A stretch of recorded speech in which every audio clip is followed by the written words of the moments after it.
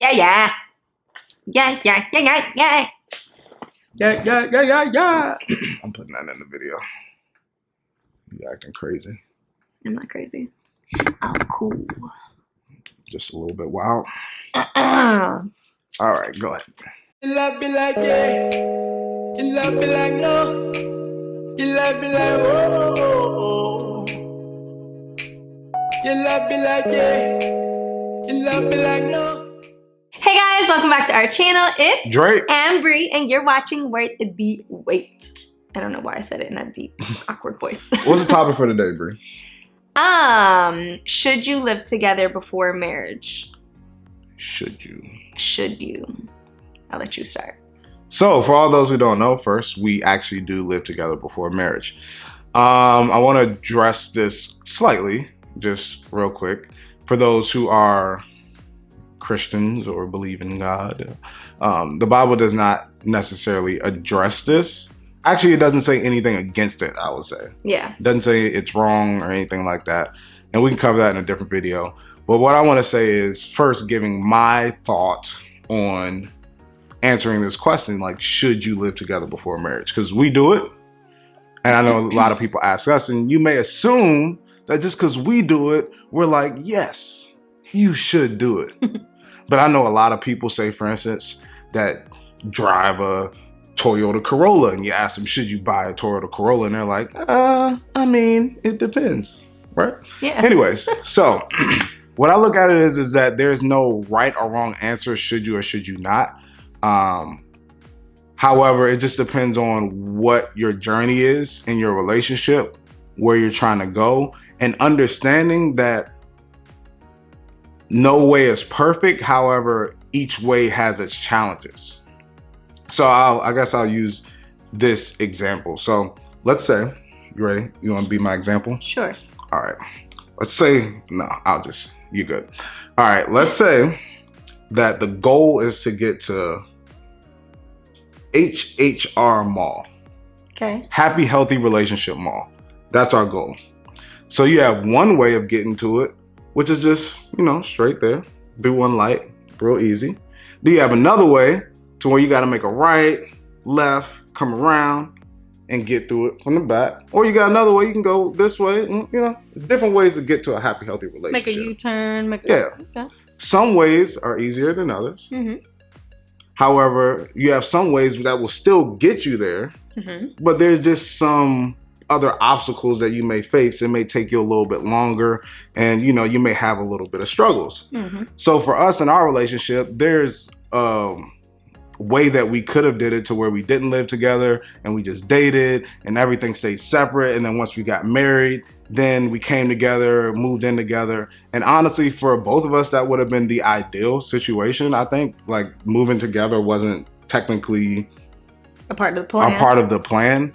However, when we went up to that light to just go straight into that direction, there was like an accident. There was some stuff here to where we couldn't go there.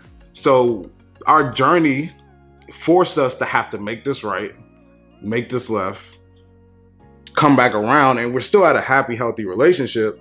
It just kind of took us in a different direction. So we still kind of reached our goal, but taking that way came with its own challenges. So I just want people to understand that I don't think there's a right or wrong way of doing it. It's just understanding that if you do choose to move together, it comes with its challenges. It doesn't fix anything. If you're looking for living together to fix something, it'll magnify the problems. It doesn't fix the problems.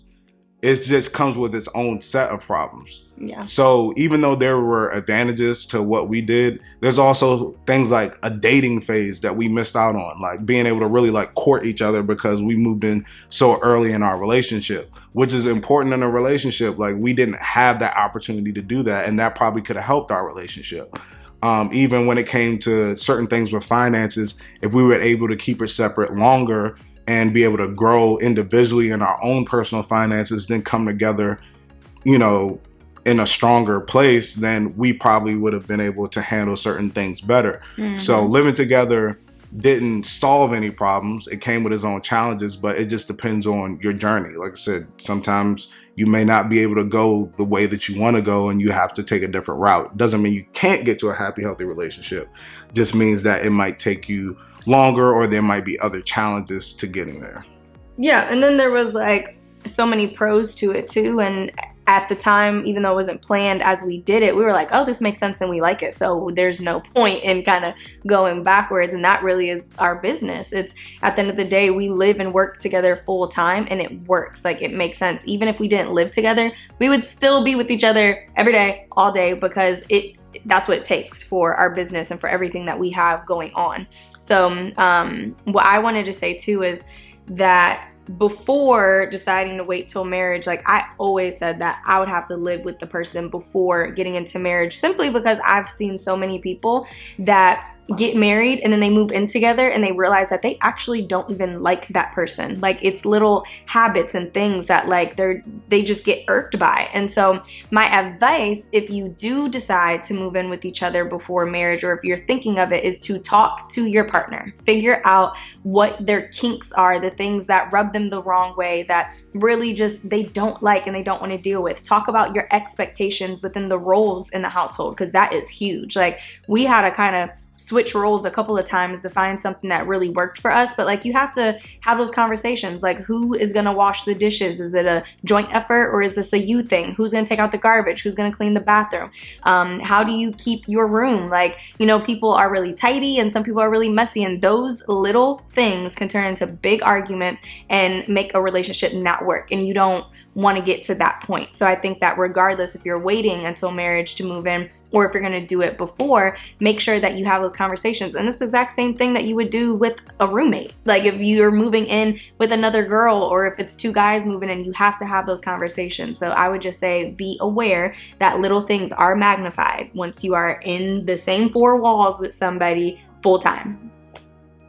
Yeah, I would say remind people that it's not. I think some people look at it as it's just like something slight. It's a big deal when you move in with somebody. I think it's a big commitment, because you're sharing a space. That person gets access to you 24/7 for the most part, and see you in every state. So it's like, a lot of times if you're dating somebody, you choose locations, you choose when they can come over, you choose when you're sharing a space and living with somebody, they don't go nowhere. They're always there. So they get to see every side of you. And not only that, you get to see every side of them.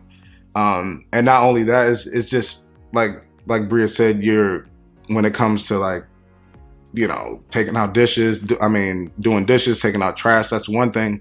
But also there's a financial component that you guys are covering certain things together, figuring out, you know, who pays what, who does this.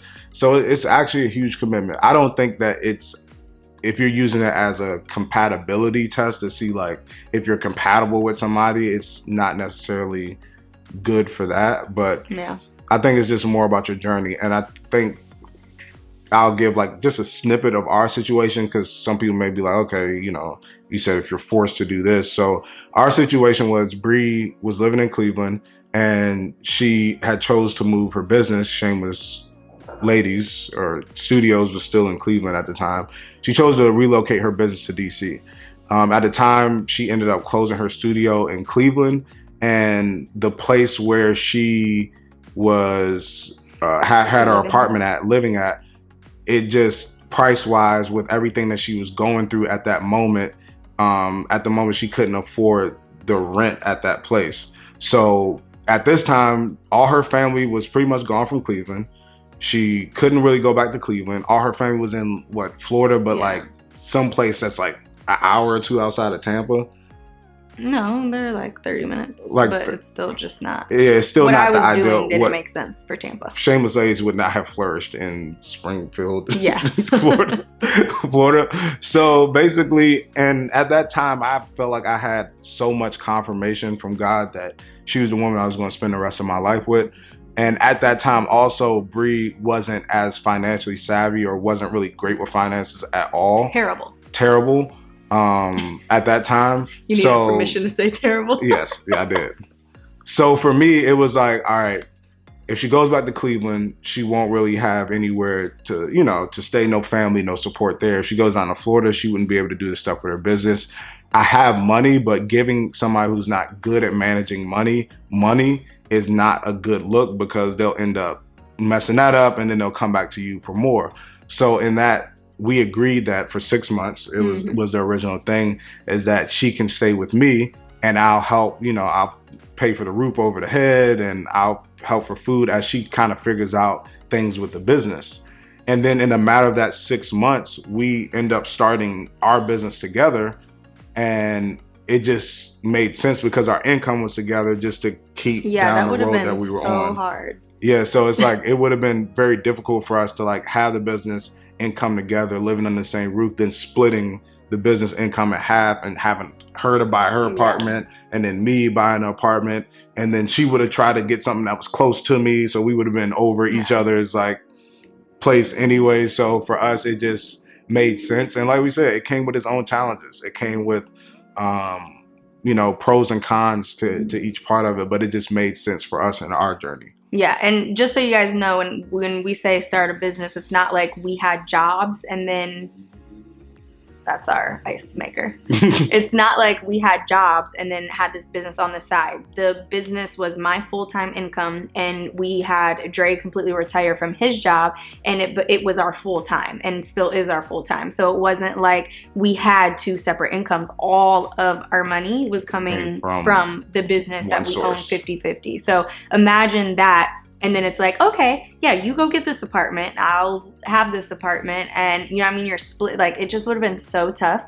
And so our situation does not have to be your situation. And what Dre said at the very beginning was so true, that you have to look at your situation, your goals, and talk to your partner and figure out what works best for you guys. Don't judge it off of what your parents did or didn't do, or your friends, or us, or whoever.